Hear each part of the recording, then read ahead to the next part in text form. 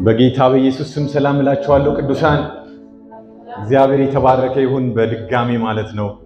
በጣም መልካም ጊዜ ጌታ እየሰጠን አለ። ስሙ ይባረክ። አሜን። እንድናመልከው፣ እንድንዘምር፣ በፊቱ እንድንሆን፣ ፊቱን እንድንፈልግ፣ ያላንተ አይሆንልኝም እንድንል ወገኖቼ እግዚአብሔር ሲረዳ ነው አይደል? እግሮቻችን ወደዚህ መቅናታቸው እና በእውነት እንደቀላል ነገር አናየውም። ደግሞ እንደ ልማዳችን እንግዲህ በወሩ መጀመሪያ ላይ ስለ አምልኮ እንድናስብ ስንል አምልኮ በወሩ መጀመሪያ ላይ ያለው ሳምንት ብቻ ነው እያልን አይደለም። እንደ ንቅናቄ ግን ጌታ አምላክህን በፍጹም ልብህ፣ በፍጹም ኃይልህ፣ በፍጹም ነፍስህ ውደድ። ይሄ ታላቅ ትእዛዝ ሆኖ የተነገረ አንደኛው እንደው ውስጣችን ሁል ጊዜ ልንነቃቃበት የተገባ እውነት ስለሆነ ነው። እግዚአብሔር የተባረከ ይሁን። ሌላው አንድ የመጨረሻ ማስታወቂያ ወንድማችን ገብሬያው እንዳረፈ ባለፈው ማስታወቂያ ተናግረን ነበርና መሲሄ ምናልባት አንቺ ኮሙኒኬት ታረጊዋለሽና ታረያለሽና ባለቤቷን ረቡ ብትገባልን በጣም ደስ ይለናል። ረቡ ላይ እንደው እንድንቀበላትም ኮሙኒኬት አድርገሻት ማክሰኞ ትገባለች ነው ያልሽው? ሮብ በጣም ጥሩ በጣም ጥሩ። ስለዚህ ሮብ ላይ እናገኛታለን ማለት ነው። እግዚአብሔር ይመስገን። ጌታ መልካም ነው። አሜን። ሁላችንም እስቲ እንቆምና ቃሉን አንብበን እንጀምራለን።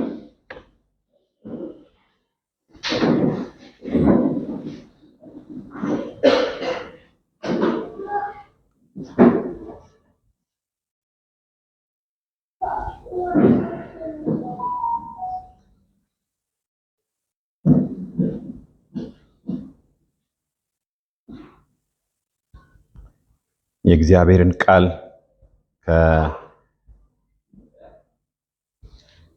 እንደ ጌታ ረድቶን እንግዲህ ምዕራፍ 2 ላይ ደርሰናል እና ምዕራፍ 2ን እናነባለን።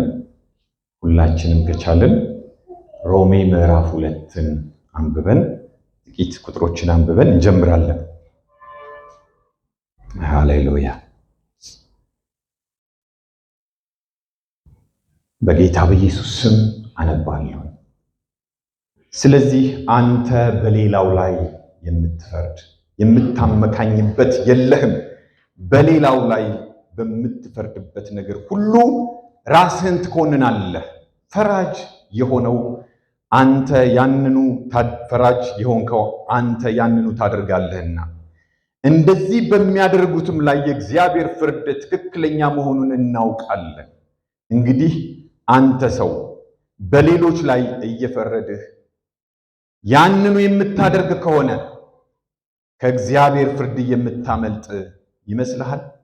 ወይስ የእግዚአብሔር ቸርነት ወደ ንስሐ የሚመራ መሆኑን ሳትገነዘብ የቸርነቱን የቻይነቱንና የትዕግስቱን ባለጸግነት ትንቃለህ?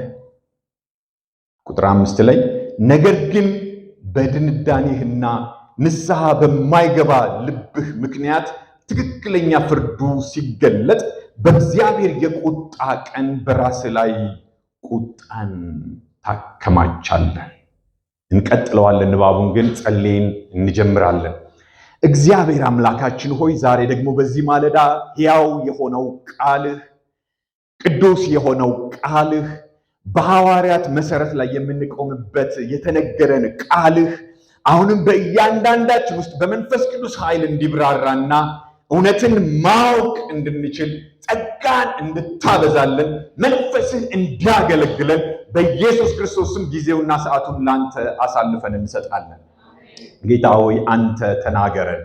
እግዚአብሔር መንፈስ ቅዱስ ሆይ ስለሚኖረን መልካም ጊዜ ደግሞ እናመሰግንሃለን፣ እንባርካለን። በዚህ ያሉ ቅዱሳን ሁሉ በማስተዋል ከአንተ ጋር እንዲጣበቁ እውነትን እንዲያውቁ ወደ እውነትም እንዲደርሱ የሚያስችለው ይሄ ቃል በየልባችን ውስጥ ይግባ በጌታ በኢየሱስ ስም። እግዚአብሔር አምላክ ይባርካችሁ።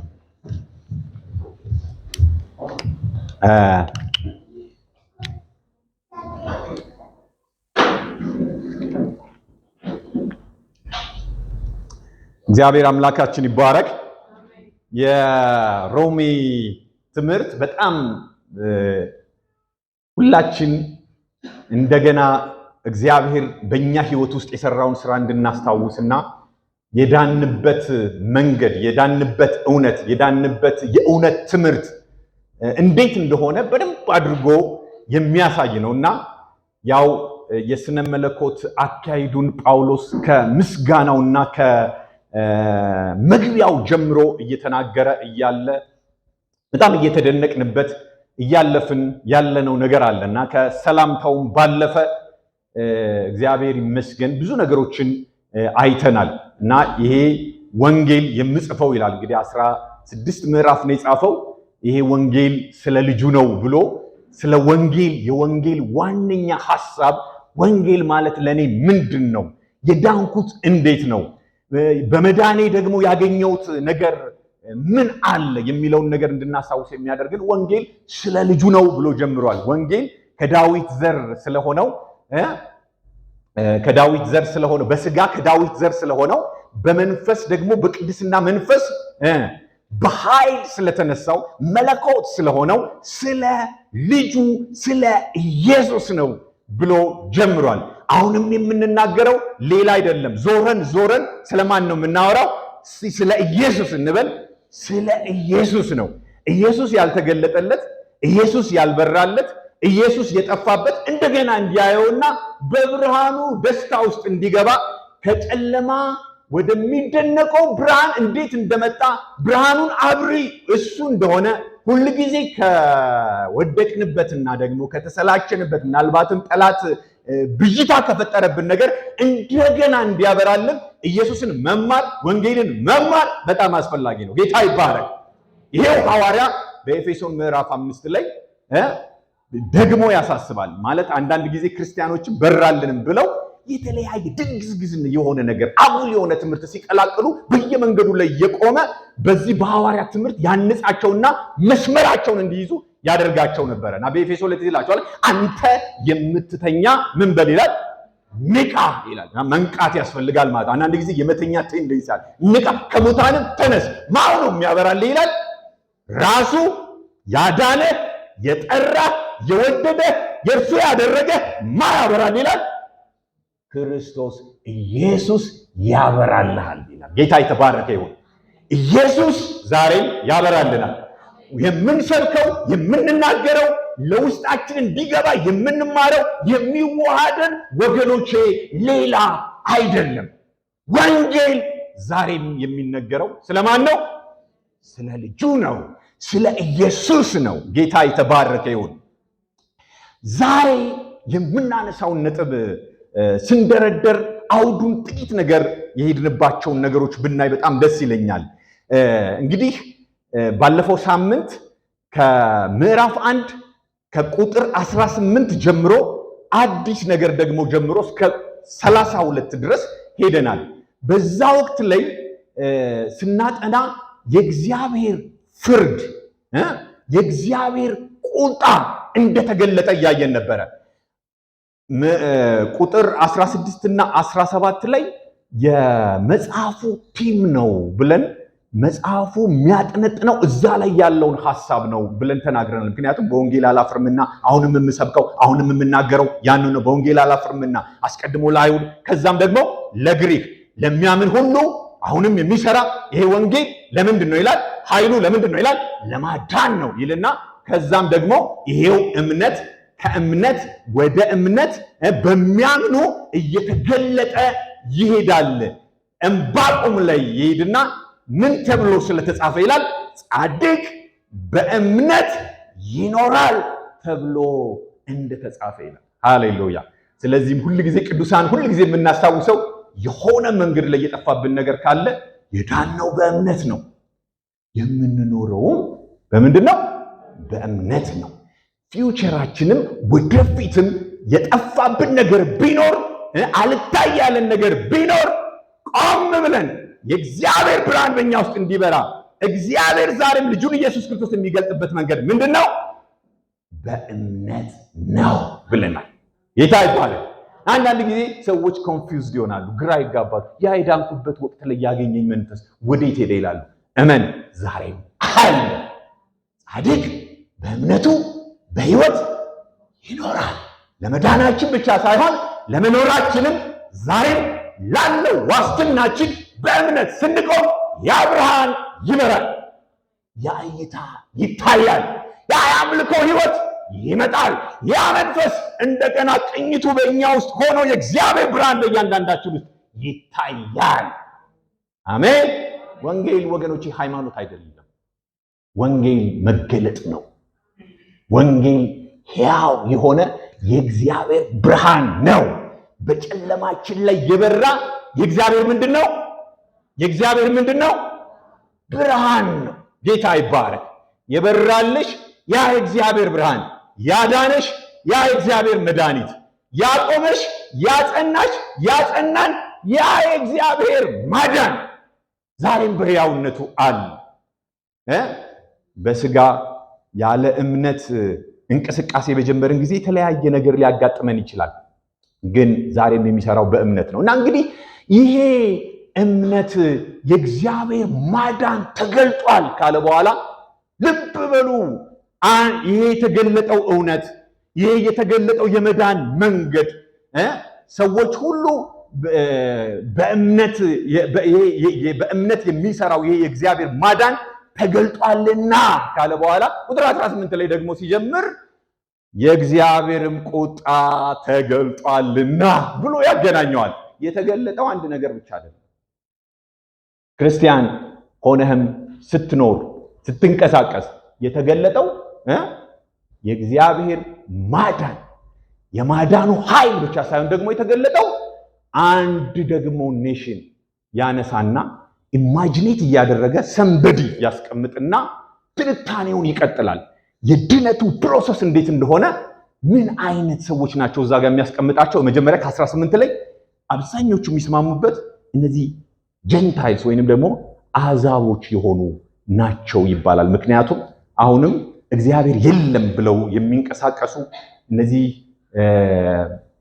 ሰዶማውያን በጣም እግዚአብሔር እንደሌለ ለማይገባ አእምሮ አሳልፎ ሰጣቸው የሚላቸውን በጣም ፈርዘር ሄደው የሚያስቡ ግን ለሕሳቢያቸው መልስ የሚሰጥ ኢማጂኔት ያደረጋቸው ሰዎች ነበሩ።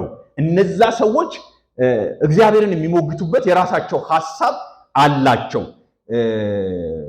ይሄ ጽድቁ ብቻ ሳይሆን ቁጣውም ተገልጧል ብሎ ሊያስረዳቸው የፈለጋቸው እንዲረዱት የፈለጋቸው እነዛ ሰዎች አሉ እና የሰው ልጅ እውነትን ቢያፍንም እነዚህ ሰዎች ምን አድርገዋል?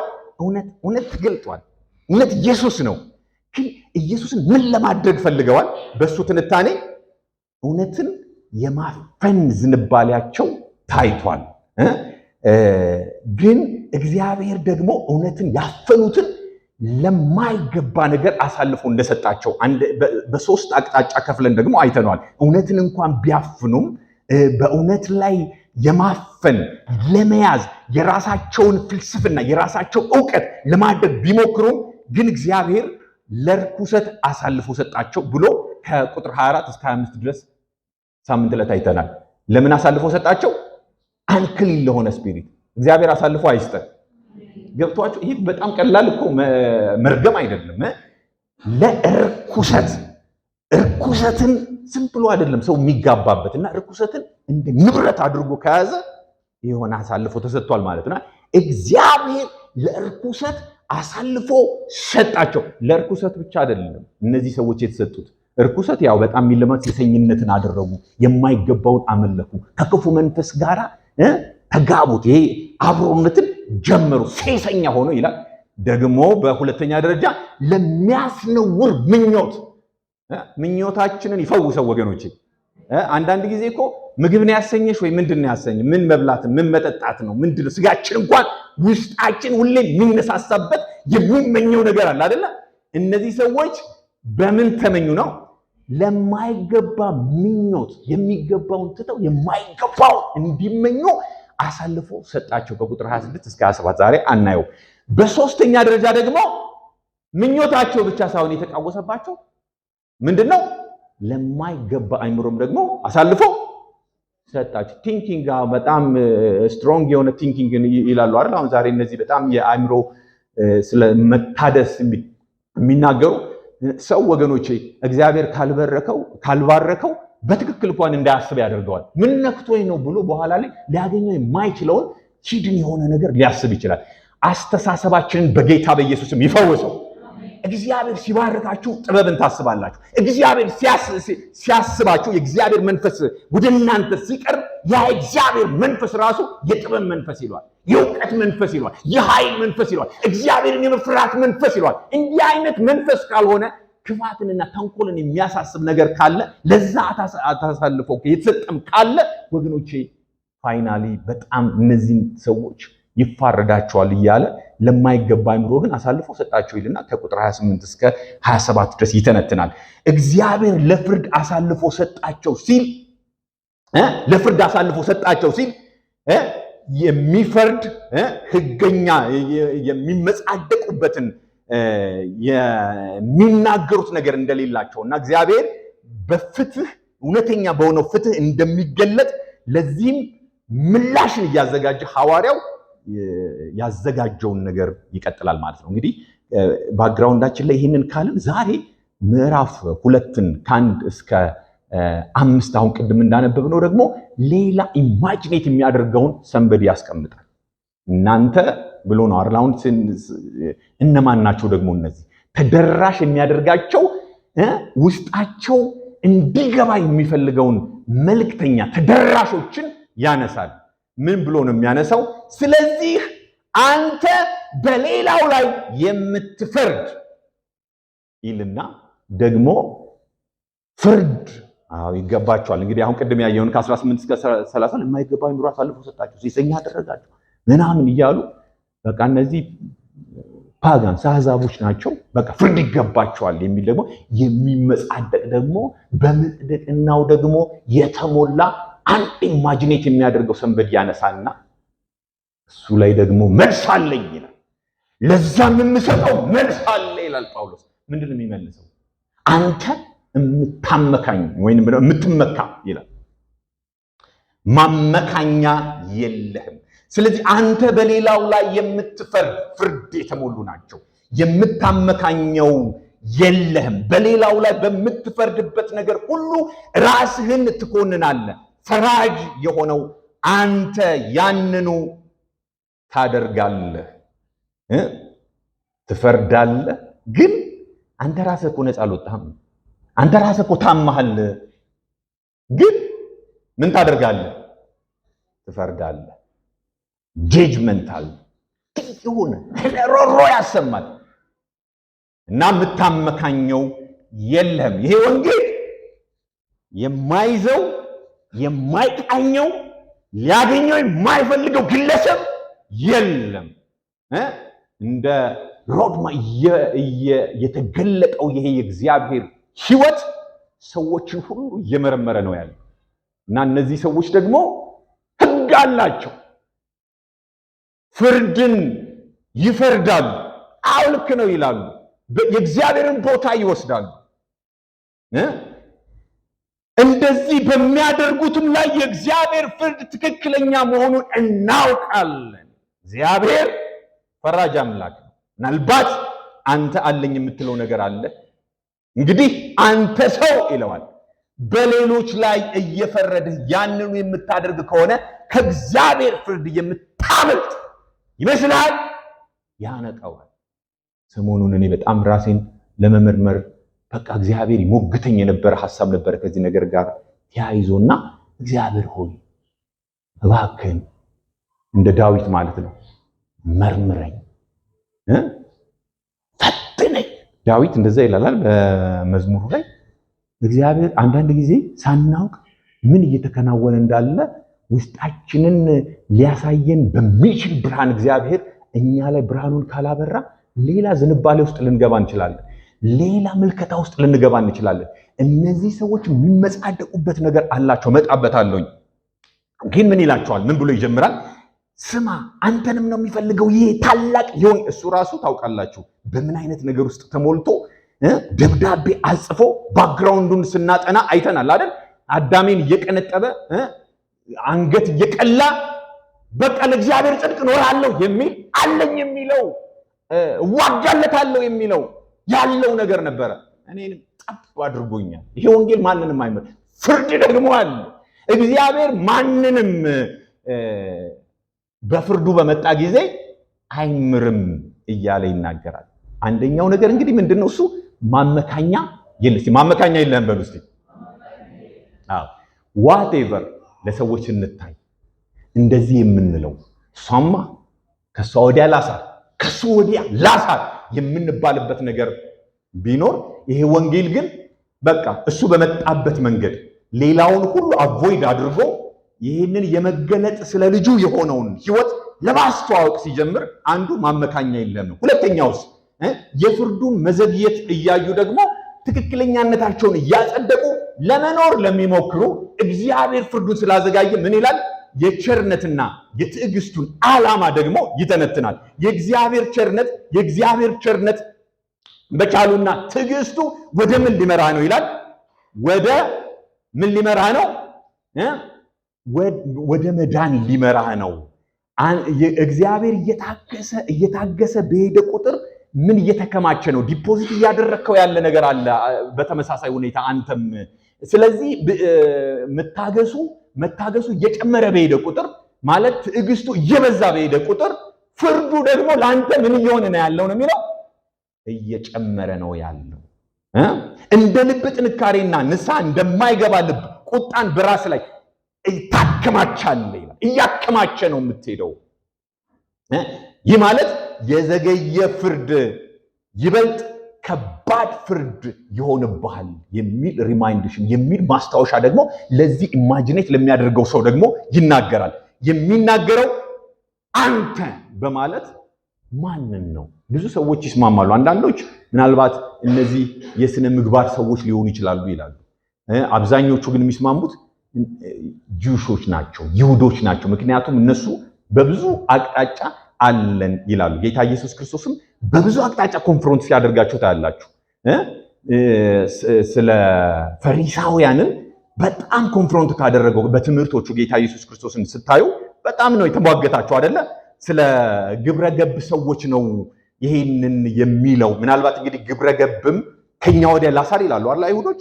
ግን አይሁዶች ሞር የሚመጻደቁበትም ነገር ስላላቸው ሞር የሚያስማማን እነዚህን ከ2 እስከ 16 ያሉ ሰዎች አይሁዶች ናቸው። ለአይሁዶችም ወንጌሉ ያስፈልጋል፣ ለአሕዛብም ወንጌሉ ያስፈልጋል። በነገራችን ላይ እነዚህ የሚያነሳቸው አሁንም ይቀጥላል። ወደ 4 ነው ወደ 3 ሰዎች አሉ። ፓጋንስ አሉ፣ አሕዛቦች አሉ። ለነሱም ተደረሽ በህሊናቸው የሚዳኙ እዚህ ውስጥ የሚያነሳቸዋል። ከህሊናቸው ጋራ የሚካሰስና ውስጣቸው የሚሞግት ነገር ስላለ የእግዚአብሔርን ጽድቅ ያሳያል ይላቸዋል። ደግሞ ህግ አለን የሚል ደግሞ በህግሙ የሚመጻደቅና እኛ የእግዚአብሔር ወገን ነን እግዚአብሔር እኛን አይፈርድብንም የሚል እሱንም ልታመልጣት የምታመካኘው የለም ይላቸዋል። ሞር ግን እነዚህ ጁሾችን በምታዩበት ጊዜ ለመመጻደቅ ምክንያት የሚያደርጉት 1-3 ነገሮችን ማንሳት እንችላለን። የትምክታቸው መሰረት ምንድነው? እንዲናገሩ የሚፈርድ ማንነት እንዲኖራቸው ያደረገው ምንድነው ብላችሁ ስትጠይቁ ወገኖቼ በጣም አንዳንድ ጊዜ አለን የምንለውን ነገር ፕራይድ እንድናደርግ እንድንመጻደቅበት ካደረገን እያጠፋን ነው ማለት ነው። እግዚአብሔር ጸጋውን የሚያበዛው ለትሑታን አይደል? እግዚአብሔር ሁሉ ጊዜ መልቀቅ የሌለብን ሀዲድ የትህትናን መንገድ ነው እና እነዚህ ሰዎች አንደኛ የእግዚአብሔር ልዩ ወገን መሆናቸውን ያንጸባርቃሉ። እኛ የአብርሃም አባት አለን እያሉ ጌታ ኢየሱስ ክርስቶስን ኮንፍሮንት አድርጓቸው ነበረ። አይሁዳዊ መሆናቸውን በቃ እንደ አንድ ትምክህት የሚያነሱት ነገር ነው። ሁለተኛ ሕገ ኦሪትን የተቀበሉ ሕጉ የኛ ነው፣ ሕጉን መቀበላቸው እንደ አንድ ፕራይድ እንደ አንድ ትምክህት ያደረጉበት ሁኔታ እንዳለ ማየት እንችላለን። ሶስተኛ ኪዳናዊ ምልከታ፣ ይሄ መገረዛቸው ያልተገረዘ ዳዊት እንኳን የኪዳን ሰው ሆኖ ጎልያድን የዘረረበት ያ አሰራር ትዝ ይላችኋል አይደል? ይሄ ያልተገረዘ ፍልስጤማዊ እስከመቼ ድረስ የተገረዘውን የተባረከውን ይሄንን ሕዝብ ተገርዞ ለእግዚአብሔር የተለየውን ይገዳደራል ብሏል አይደል? እና ማንም ሊገዳደረን አይችልም፣ እኛ ምኖች ነን ይላሉ፣ የኪዳን ሰዎች ነን ይላሉ። እንዲህ ሲል ጌታ ኢየሱስ ክርስቶስ ራሱ ትዝ ይላችኋል 2 ሰዎችን አንስቶ በሉቃስ ምዕራፍ 18 ላይ ሲያስተምር አንዱ ምንኛ ነው ምንድነው የሚለው? እሱን ብናነበው ደስ ይለኛል። ሁለት ሰዎች ሲጸልዩ ወደ መቅደስ ወጡ። አንዱ ምናዊ ነው? ፈሪሳዊ ነው፣ ጁሽ ነው፣ አይሁዳዊ። ሁለተኛው ደግሞ ምንድነው? ቀራጭ ነው ይላል። ፈሪሳዊው ቆሞ በልቡ ይህን ሲጸልይ እግዚአብሔር ሆይ እንደሌላ ሰው ሁሉ ቀማኛና አመፀኛ አመንዝረኛም ወይም እንደዚህ ቀራጭ ስላልሆኑ ምን እልሃለሁ? ምንድነው? እስቲ አሁን ስቴትመንቱን ተመልከቱት። ምን ችግር አለበት? ምንድነው? ምስጋና ነው። ግን ምን እልሃለሁ ነው የሚለው? አመሰግንሃለሁ እንደዚህኛው ሰው ቀማኛ ስላላደረከኝ፣ አመፀኛ ስላላደረከኝ ምን እልሃለሁ? አንዳንዴ በጣም ይገርማቸዋል። ቅድም በጣም ቻሌንጅ አድርጎኝ በጣም እኔን ራሱ ሲሞግተኝ ነበር ያልኳቸው ነገር። አንዳንዴ ሞቲቬን ጌታውን መርምረው ውስጤ ከፈለገው ነገር በስተጀርባ ምን አለ? በስቴትመንት ደረጃ ማንም ሳይው መልካም ይመስላል። አሁን የጸሎት ምን ችግር አለበት? አንዳንዴ የምንፈልገው ብዙ ነገሮች አሉና ለምን ፈለግከው ሲል ከፈለግነው ነገር በስተጀርባ ሲመረመር እንደ እግዚአብሔር መንፈስ ይመርምረው እንጂ አቤት ፍለጋችን፣ አቤት መልካም የሚመስለን ነገር ከትዕቢት ጋር የተያያዘ ከአመጽ ጋር የተያያዘ ነገር ጸሎት ነው። እንግዲህ ተመልከቱ እና አመሰግናለሁ አለ። በሳምንቱ 2 ጊዜም ደግሞ እጾማለሁ። ትምክህት ነው የሚቆጥረው። በሳምንት 2 ጊዜ እጾማለሁ፣ ከማገኘው ሁሉ ከአስራት አወጣለሁ። ቀራጩ ግን በሩቅ ቆሞ አይኖቹን ወደ ሰማይ ሊያነሳ እንኳ አልወደደም። ነገር ግን አምላክ ሆይ እኔን ኃጢአተኛውን ማረኝ እያለ ደረቱን ይደቃ ነበር እላችኋለሁ። ከዚህ ይልቅ ይህ ጻድቅ ሆኖ ወደ ቤቱ ተመለሰ። ራሱን ከፍ የሚያደርግ ሁሉ ይዋረዳልና ራሱን የሚያዋርድ ምን ይላል? ከፍ ይላል። እንግዲህ የጳውሎስ ሙግት ምንድነው? እሱ የምትመካበት ሊኖርህ አይችልም። ትህትና ነው የሚያዋጣ። እግዚአብሔር የመገለጥ አምላክ ነው። እሱ እንዲገለጥልና ጸጋ እንዲበዛልህ humble yourself እያለ ይህንን ኢማጂኔት ያደረገውን ሰው በዚህ መልኩ ይሞግተዋል። አዋጭ አይደለም። እኔ እኮ የተሻልኩ ነኝ እኮ፣ እኔ እንደዚህ አድርጋለሁኝ እኮ፣ አስራት አወጣለሁኝ እኮ፣ ህገኛ ነኝ እኮ፣ እንደዚህ አይነት ነገር አለኝ በተል አዋጣል እያለ የእግዚአብሔርን ፍትሃዊነት የእግዚአብሔርን የፍትህ ፍርድ ይተነትናል። ሌላም ስፍራ ላይ በልባችሁ አብርሃም አባት አለን እንደምትሉ አይምሰላችሁ ይላቸዋል። ለካ እየመሰለን ነው ገደል የገባል። በልባቸው ነው የሚሉት። በልባችሁ እናንተ ትምክህተኞች አብርሃም አባት አለን ትላላችሁ፣ አባታችሁ ግን ዲያብሎስ ነው ይላችኋል አይደል? የሚገርም ነገር ነው። ማቴዎስ 3 ላይ ደግሞ ይህንኑ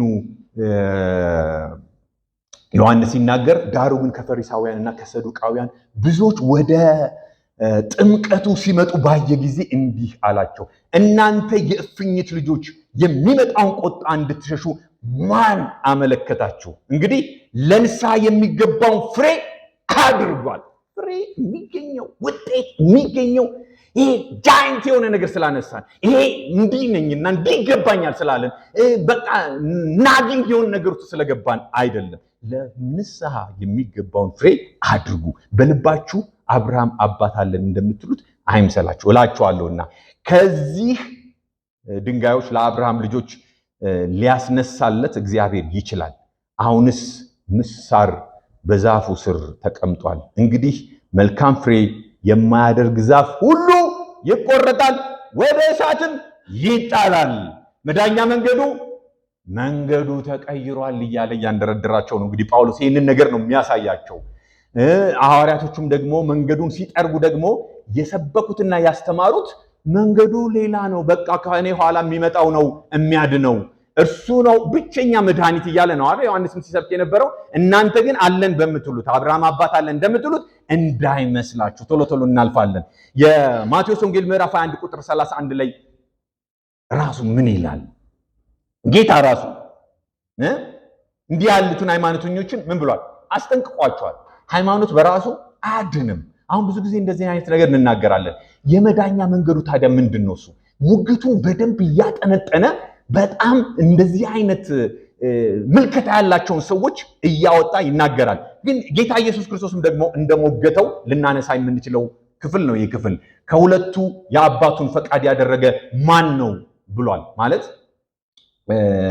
ፊተኛውን ኢየሱስ እንዲህ አላቸው፣ እውነት እውነት እላቸዋለሁ ቀራጩና ጋለሞቶቹ ወደ እግዚአብሔር መንግስት መግባት ይቀድሟቸዋል። ፈሪሳውያን ቅድም ባነሳነውም ሐሳብ ላይ የእግዚአብሔርን ነገር እየፈለጉ ግን በትምክህት ስለተሞሉ ይህንን እውነት ሊያገኙ አይችሉም። ቀዳሚ ነን የሚሉ ከትምክህተኞች ከሕጋቸው ይልቅ ፍትሐዊ ፍርድ እግዚአብሔር እንዳስቀመጠ ይተነትንላቸዋል። ጌታ ኢየሱስ ክርስቶስ እዚህ ይላቸዋል፣ ውስጣቸውን እንዲያዩ ሕግ ይፈርዳል ምን ይላል ብለው ያችን ሴት አመጡለት አይደለ?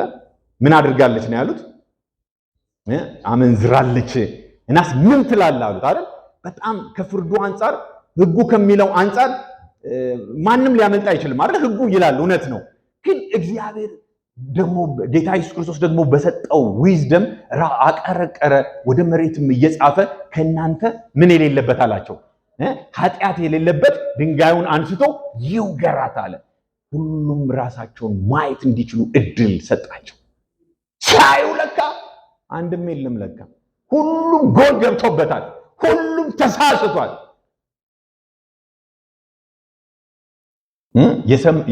በዚህ በምሳሌ ምዕራፍ 21 ቁጥር 2 ላይ የሰው መንገድ ሁሉ በዓይኑ ፊት የቀናች ትመስላለች፣ እግዚአብሔር ግን ልብን ይመዝናል ይላል።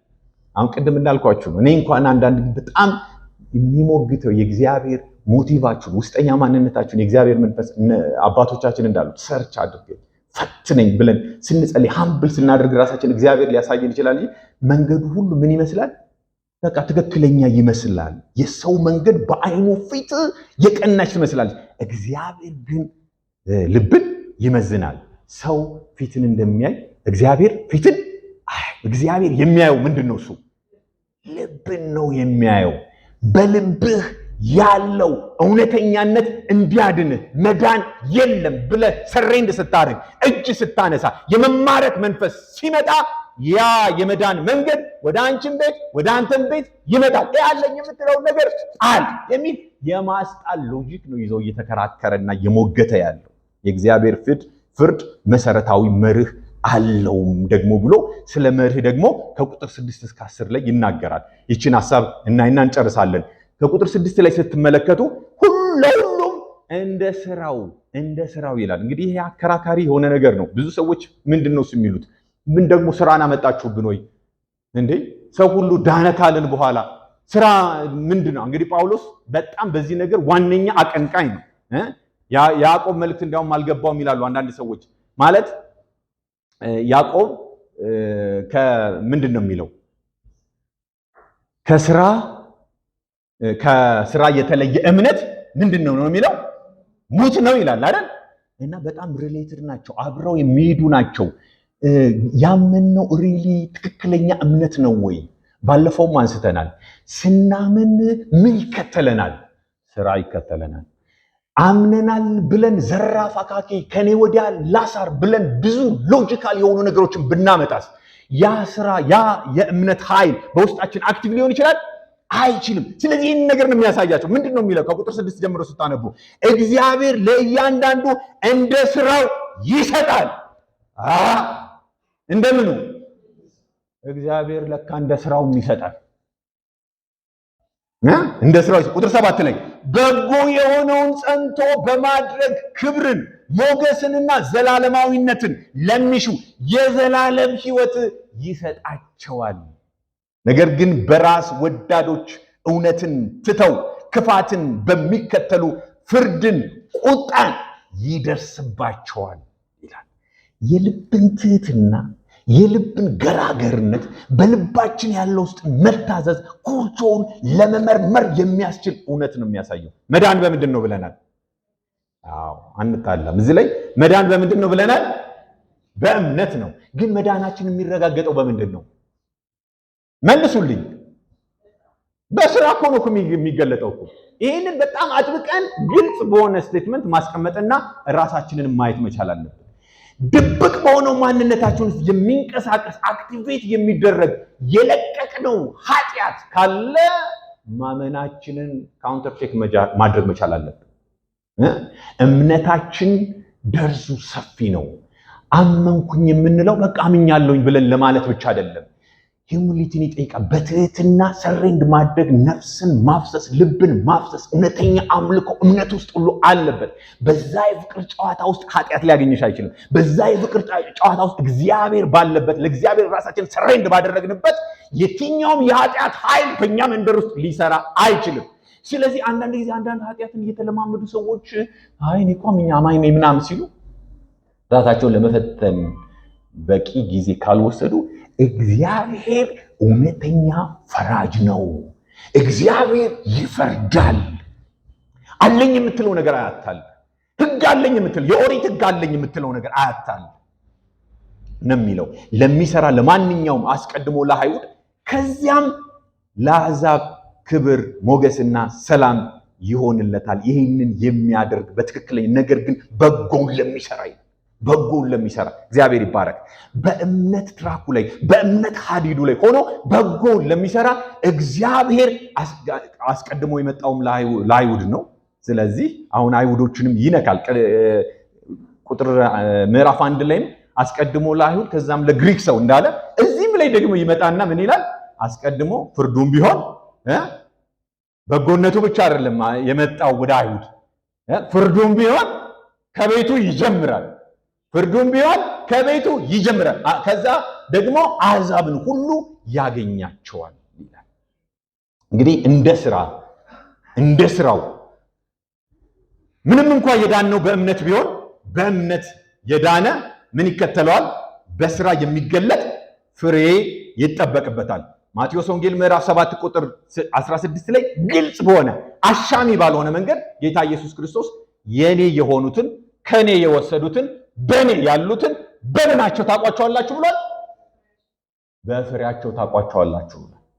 ስለዚህ ፍሬ በሌለበት አጉል አጀብ የሆነ ጋጋታና ኮንፌሽን ብቻውን ሊሰራ አይችልም። ለመጽደቅ ብሎ የሚሰራ ሳይሆን ስለጸደቀ የሚሰራ ምን ያሳያል? እምነቱን ያሳያል። ጌታ ይባረክ። አሜን ትሉኛላችሁ?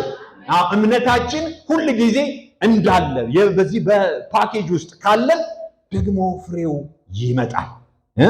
በስራ ያልተገለጠ እምነት ምንድነው? የሞተ ነው። ያዕቆብ 2:14-17 ላይ የሚናገረው ይህን ነው። መልካም ፍሬ የጥሩ ዛፍ ምሳሌ እንደሆነ ሁሉ መልካም ስራ የእምነት መገለጫ ነው። አሜን። ትዝ ይላችኋል አይደለ? ምዕራፍ 1 ቁጥር 8 ላይ እግዚአብሔር አምላኬን አመሰግናለሁ። ለምን ስትሉት እምነታችን አምነናል ስላሉ ነው ወይ የተሰማው ተባብለን ተጠያይቀናል አይደል? የእምነት ኮንፌሽን በቃ አማኞች በዙ ስለተባለ ነው አይደለም። የተገለጠ እምነት ሁል ጊዜ የፍቅራቸው ሽታ፣ የደስታቸው ሽታ፣ የእምነታቸው ራስን የመግዛታቸው ሽታ ጠረኑ ወጥቶ ነበረ። እግዚአብሔር የተባረከ ይሁን። በስራ የተገለጠ ክርስቶስን የመሰለ ለክርስቶስ ሕይወት የተገለጠ የታየ መንግስትን ራሱ አፌክት እስኪያደርግ ድረስ እግዚአብሔር ራዲካል የሆነ ቼንጅ በሮም ውስጥ እያከናወነ ስለነበረ እምነታችሁ በዓለም ሃሌሉያ ተሰማ ይላል። የተሰማ ፖፑሌሽን ነምበር አይደለም። የዲሞግራፊውን የመለወጥ ጉዳይ አይደለም። ሕይወታቸው ነበር ሲናገር የነበረው። ጌታ የተባረከ ይሁን። ስለዚህ መልካም ዛፍ መልካም ፍሬ እንደሚያወጣ ሁሉ ያመነም ደግሞ በመልካም ስራው ይገለጣል። ስለዚህ እምነቱን በስራ ያላሳየ ሰው እንደ ስራው ይቀበላል ነው የሚላቸው። ይቀበላል፣ አይቀርለትም። ክፉ በሚያደርግ በማንኛውም ሰው አስቀድሞ በአይሁድ ከዚያም በአሕዛብ ላይ መከራና ጭንቀት ይሆናል ይላል። ምን ይሆናል? ይሄ እኮ የሚመጣው ፕራክቲካል የሆነው ህይወት ነው። መከራና ጭንቀት ነው የሚሆንብን። እኛ የዘላለም ህይወት እናገኛለን ብለን የትየለሌ የሆነውን የእግዚአብሔርን ክብር ተቀብለናል፣ መዳናችን ተረጋግጧል ካልን በኋላ መከራና ጭንቀት እንጠብቃለን? አንጠብቅም። ይሄ ነው የሚሆንብን። በሚኖርበት መከራና ጭንቀት ይሆናል። ነገር ግን በጎ ለሚሰራ ለማንኛውም አስቀድሞ ለአይሁድ ከዚያም ለግሪክ ሰው ከዚያም ለአሕዛብ ክብርና ሞገስ ሰላም ይሆንለታል። ያለ አድሎ መፍረድን ደግሞ ያነሳል። እዛው ምዕራፍ 2 ቁጥር 11 ላይ እግዚአብሔር አያዳላ። እግዚአብሔር አንድ መዝሙር አለ አይደለ? ታምራት ነው የዘመረው። እግዚአብሔር ያዳላል ያደላል ስላችሁ እግዚአብሔር ምንድነው? ልብን አይቶ ያዳላል ነው አይደል? እግዚአብሔር ይሄ በትህትና ያለውን ዝቅ ያለውን ልባችንን አይቶ ነው እንጂ ኢፍትሃዊ በሆነ መንገድ ፍትህ በሌለበት አድሏዊ በሆነ መንገድ የሚሰራ አምላክ አይደለም። እግዚአብሔር ለማንም አያዳላም። እግዚአብሔር ፊትን አይቶ አያዳላም። ሰው ፊትን እንደሚያይ እግዚአብሔር አይም። እግዚአብሔር የልቡ የሆነውን ዳዊትን ራሱ የመረጠው ምኑን አይቶ ነው? ምኑን አይቶ ነው? ልቡን አይቶ ነው። እግዚአብሔር መረጠን ስንል እግዚአብሔር የሚያየውማ ነገር አለ። ልባችንን ይፈልገዋልና በልባችን ውስጥ ያለው እምነት ሳኦልና ሳሙኤል የእግዚአብሔርን ቃል ንቀሃልና ሲለው ትዝ ይላቸዋል አይደል? የእግዚአብሔርን ቃል ንቀሃልና ንጉሥ እንዳትሆን ምን አልኩ ይለዋል? ናቅኩ ይላል። እግዚአብሔር የሚንቅበት አግባብ አለ። አድሏዊ የሆነ ሂደትን አይደለም የሚሄደው። በፍትህ ላይ ተመርኩዞ ግን ይፈርዳል። ፍትህን አይቶ አያዳላም። ልብን አይቶ ግን ያዳላል። እግዚአብሔር የተባረከ ይሁን። በልባችን ውስጥ የምናመላልሰውና እየኖርንበትን ያለውን ህይወት እንፈትሽ እያለ እነዚህን ኢማጂኔት ያደረጋቸውን ሰዎች ተደራሽ ያደርጋል። በመጨረሻም ህሊናና በፍርድ ሂደት ውስጥ ስላለው ሐሳብ ቁጥር 12 እና 13 ላይ ያነሳና ይጨርሳል። ዛሬ እስከ 16 ነው የምንጨርሰው። ህግ ሳይኖራቸው ኃጢአት እየሰሩ ሁሉ ያሉ ስለ ህግ ይጠፋሉ። ህግ እያላቸው ኃጢአት እየሰሩ በህግ ይፈረድባቸዋል። ምክንያቱም በእግዚአብሔር ፊት ጻድቃን የሚባሉት ለህጉ የሚታዘዙ እንጂ ህጉን የሚሰሙ አይደለም ይላል። በእምነት አሰማም የሰማነው ሁል ጊዜ ይህንን ህይወት ያመጣልናል። ህሊናችን ራሱ በዚህ የፍርድ ሂደት ውስጥ ይሄንን ይመሰክራል ይላል። ዋናው ነገር ህጉን መስማት ብቻ ሳይሆን ደግሞ ምንድን ነው ይላል? መተግበር ነው። ህጉ ይናገራል። ስለ ህጉ አቀንቃኝ መሆን ማንም አይከብደውም። ነገር ግን ህሊናቸው ውስጥ ግን ሄደን ኮንፈርም ለማድረግ ብንሞክር የሚንጫጫባቸው ያልዳኑበት ህይወታቸው እየተፈተነ ያለበት ነገር አለ ይላቸዋል።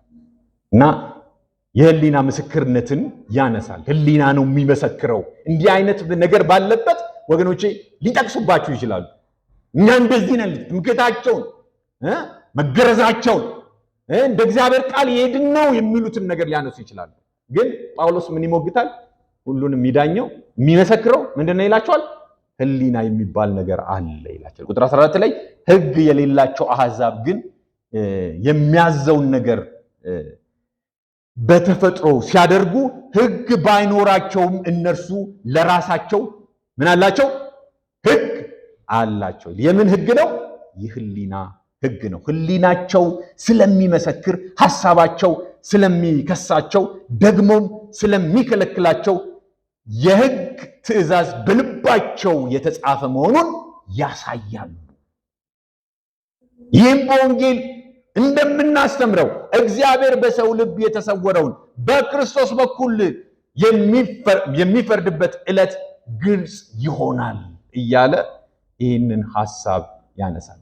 እግዚአብሔር የተባረከ ይሁን። እንግዲህ ዛሬ ወደ ማጠቃለያችን ስንመጣ አንዱና ትልቁ ነገር በልባችን ውስጥ መያዝ ያለብን ነገር የመጨረሻው የጳውሎስ ምልከታ በዚህ ሐሳብ ውስጥ የሰው ልጆች ሁሉ በአንድ ወጥ በሆነው እግዚአብሔራዊ የሆነ የመዳን መንገድ ስለ ልጁ በሆነው ወንጌል ተደራሽ እንዲያደርጋቸው እንጂ ሌላ የተሻለ አለ አይደለ ስነ ምግባርም የሚነሳ በጎ የሆነ ነገርም የትኛውም መድኃኒት የሚመስል ነገር ተቀባይነት እንደሌለው ለማንሳት ነው። ከልጁ ከወንጌሉ እውነት ውጪ ማንም ሊድን አይችልም። የምታነሳው አርጊውመንት ሁሉ ከንቱ ነው። ማንም ሰው አይሁድ ቢሆን በሕግ ቢሆን አሕዛብ ከህሊናውም ጋር የሚዳኝበት የሚካሰስበት ነገር ስላለ እግዚአብሔር ይህንን ስራውን ይመሰክራል። እግዚአብሔር በልጁ በኢየሱስ ክርስቶስ ለሰው ልጆች ሁሉ ተደራሽ እንዲሆን የፈለገውን ነገር ያሳያል። ስለዚህ ሁላችንም ከእግዚአብሔር የጽድቅ ፍርድ በፊት ራሳችንን የምናመካኘው ስለሌለን ማመካኛ የሚሆን አርጊውመንታችንን ጥለን ወደ መዳኛ መንገዱ ወደ ኢየሱስ እንድንመጣ ያስፈልገናል የሚል እውነት ነው እያጠነጠነ ያለው። እግዚአብሔር የተባረከ ይሁን። የምንጠብቀው ቁጣ ብቻ ሳይሆን መዳን ስላለ ዛሬ ላይ የዳንበትን ይህንን እውነት ልንይዝ ያስፈልጋል። ይህ ኃይለኛ የሆነ የፍርድ ምልከታን ለሰው ልጆች ሁሉ የሚያሳይ ነው። እግዚአብሔር እውነተኛ ፈራጅ አምላክ ነው። እግዚአብሔር ይባረክ።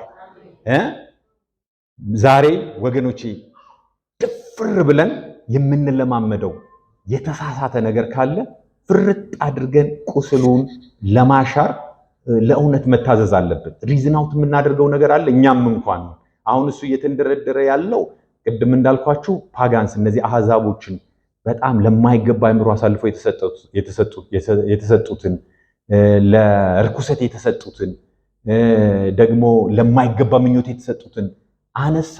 ከምዕራፍ 2 ከ1 እስከ 16 ደግሞ ሕግ አለን የሚሉ የሚመኩትን ሰዎች ደግሞ ትምክህት አለን የሚሉትን ደግሞ አነሳ።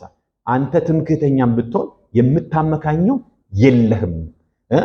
ሁሉ እጅ እንዲያነሳና እንዲማረክ እግዚአብሔር ብቸኛ ከሰማይ በለቀቀው የመዳኛ መንገድ እንዲድኑ በወንጌል አላፍርምና አስቀድሞ ለአይሁድ ከዛም ለግሪክ ሰው የእግዚአብሔር ኃይል ይለዋል። ጌታ ይባረክ። ኃይሉ ያገኘን እስቲ ኃይሉ ያገኘን ይበሉ እስቲ። ለማናቸውም ነገር ለዳን ኦልሬዲ ድነናል። አሁንም ደግሞ ለምንኖርበት ያገኘን፣ ወደፊትም ደግሞ እስከ መጨረሻው ከሱ ጋር ለምንሆንበት ይሄ ህይወት እግዚአብሔር በልጁ በኢየሱስ ክርስቶስ በኩል ያዘጋጀው ፕሮቫይድ ያደረገው ኃይል ጌታ ይባረክ። የኒውክሌር ኃይል አይደለም እምላችሁ፣ የመለኮት ኃይል። አሜን ትሉኛላችሁ? አዎ፣ ይሄ ኃይል በትህትና የሚገኝ ነው። የእግዚአብሔር ጸጋ ነው። ጻድቅ በእምነቱ በህይወት አክቲቭ መሆን ትፈልጋላችሁ? ያውነትን ትፈልጋላችሁ? በጽድቅ መመላለስ ትፈልጋላችሁ? የእግዚአብሔር ህይወት በህይወታችሁ እንዲመላለስ ትፈልጋላችሁ? ዛሬ እምነታችሁ የላላበት ነገር ካለ ይሄ በጣም ሪማይንዴሽን፣ ይሄ እግዚአብሔር መልእክት በጣም ውስጣችንን አንቅተን በዚህ ህይወት ውስጥ እንድንኖር የሚያደርገን ነው። የእግዚአብሔር ጽድቅ ተገልጧል። ቁጣውም ደግሞ ኮምፕሮማይዝ በማያደርግ መልኩ ያለ አድሎ ከህሊናቸው ሙግት ጀምሮ እስከ ሕግ አለን እስከሚሉት ድረስ ማንንም የማይምር የእግዚአብሔር ቁጣ ተገልጧል። ስለዚህ ፈራጅነቱ ወደፊት ይገለጣል። መታገሱም ደግሞ የበለጠውን ክብር ለማሳየት የበለጠውን ቸርነት ለማሳየት ነው። ግን ታግሶ እንደ ቀልድ እያለፍክ ያለ ያመካኘህ ያለ ወይውልህ እያለ ማስጠንቀቂያውን ያስቀምጣል። እግዚአብሔር የተባረከው በጣም ደስ የሚል ሙግት ነው አይደል? የሚሞግተው ጳውሎስ። እግዚአብሔር ይባረክ። ማንንም የማይምር የእግዚአብሔር ጀጅመንት አለ፣ የእግዚአብሔር ፍርድ አለ። በፍጹም ትህትና ተከተል። ሃሌሉያ፣ ጌታ ይባረክ። ዛሬ በእምነታችን የላላንበትና የዛልንበት ነገር እንኳን ቢኖር ለምንኖርበት እንኳን አሁን ላለንበት እንኳን ህይወትን የሚሰጠው የእግዚአብሔር እጅ በላያችን ላይ አለ። ዛሬ የጌታ ራትን እንወስዳለን። ጌታ ይባረክ። አዲሱን ኪዳን፣ ይሄ አዲሱ ኪዳን ሁላችንን ያገኘበት ነው። በፍቅር የእግዚአብሔርን ህይወት የምንካፈልበት፣ አምልኳችን የምናደርግበት። እውነት እንትኑ ስለተቀየረ አይደለም። ማንም እንዲፈራ ሳይሆን ከፍርሃት የተነሳ እንዲሰራ ሳይሆን ከፍርሃት የተነሳ አክቲቪቲውን እንዲያመጣ ሳይሆን በእምነቱ እንዲበረታ ይሄው ኃይል እንደሚሰራ እንድንረዳ ያስፈልጋል። የጌታን ራት ስንካፈል፣ የጌታን አብሮነት ስንካፈል፣ በፍቅር አሶሺየት ስናደርግ ከእርሱ ጋር ወገኖች ሌላ ነገር እኮ አይደለም እኮ ፍቅሩን እያሰብን እግዚአብሔር የሰራውን ተአምራት ስለ ትንሹም ስለ ትልቁም ስለ አዋቂውም ስለ አላዋቂውም ስለ ድሃውም ስለ ሀብታሙም እግዚአብሔር የሰራበት የሰው ልጆችን ያስጠጋበት ወደ ደረቱ ያጠጋጋበት ይሄ የፍቅር ሰንሰለት ይሄ የፍቅር ጥሪ ሃሌሉያ ዛሬም ይሰራል። የደበዘዘበት አለ፣ ዛሬ በጌታ በኢየሱስም ይራገፋል። እውነቱ እውነት ነው። እግዚአብሔር ይባረክ። ይሄ የኢየሱስ ሕይወት ዛሬም አለ። ለመካፈል ራሳችሁን ታዘጋጃላችሁ? ዛሬም በእኔ ውስጥ በደከምኩበት ነገር በዛልኩበት ነገር ይሄ አዲስ ኪዳን ይሰራል። ይሄ በአዲስ ኪዳን ስለ እናንተ የምገባው አዲሱ ምን ነው ብሏል? ኪዳኔ ነው። ሃሌሉያ። ኦፍ ኮርስ የኪዳን ሰዎች ነን። ከእግዚአብሔር በኩል ኪዳን ሁሉ ጊዜ አይጣስም። እግዚአብሔር ሁሉ ጊዜ ትክክል ነው። እኛ ግን we have to humble ourselves። ሁሉ ጊዜ ትሁት ማድረግ መቻል አለብን። ከሳተም የሚሰጠው ማን ነው? ሰው ነው የሚሰጠው አይደለ? እግዚአብሔር ስለ ኪዳኑ የታመነ አምላክ ነው። ጻድቅ ፈራጅ ነው። እኛ በቆምንበት መሰረት ላይ ስንቆም ያ ጸጋ ይመጣል። እግዚአብሔር ይባረክ።